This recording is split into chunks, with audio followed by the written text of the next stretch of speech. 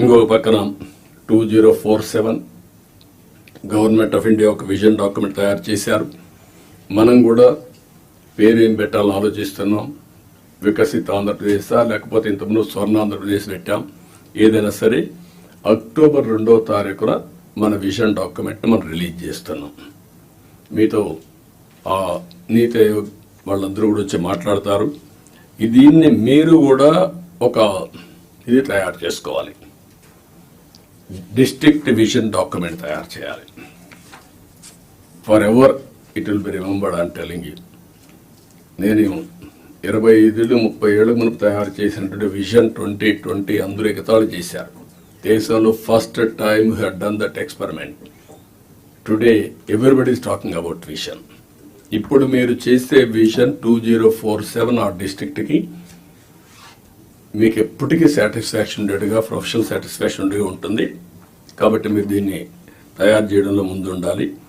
September 20కి 100 రోజులు అవుతుంది. 100 రోజులు నేను టార్గెట్ పెట్టుకున్నాం. అందరూ కూడా 100 రోజుల్లో ఏం చేయబోతున్నారు మీరు కూడా చేస్తున్నారు. ఇప్పటికే మేము ఒక 5 సిగ్నేచర్లు పెట్టాం. ఇప్పుడే ఎక్స్ప్లెయిన్ చేశారు. 7 వైట్ పేపర్స్ రిలీజ్ చేశాం. రైట్ మ్యాన్ రైట్ ప్లేస్లో పెట్టడానికి ప్రయత్నం చేశాం.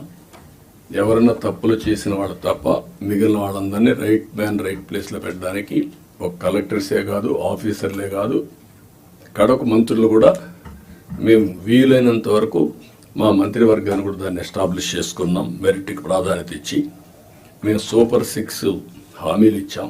దానికి కమిట్ అయి ఉన్నాం. ఈ నెల మళ్ళీ అన్నా క్యాంటీన్ 15 ఓపెన్ చేస్తున్నాం. మిగిలినటన్నీ కూడా ఉండే ప్రత్యేకమైన పరిస్థితుల దృష్ట్యా ఎక్కడికక్కడ ఎప్పుడెప్పుడు ఏ కార్యక్రమం చేయాలనో వీళ్ళని తొందరగా ఆ కార్యక్రమాలు చేయడానికి కూడా ముందుకు పోతున్నాం. ఎన్నికల మేనిఫెస్టో అందరి దగ్గర ఉంటుంది. ఫైనాన్షియల్ ఉన్నాయి, నాన్ ఫైనాన్షియల్ ఉన్నాయి. నాన్ ఫైనాన్షియల్ అన్ని కంప్లీట్ చేయాల్సిన బాధ్యత యంత్రాంగం పైన ఉంది. అది కూడా మీరు గుర్తుపెట్టుకోవాల్సిందిగా నేను కోరుతున్నా.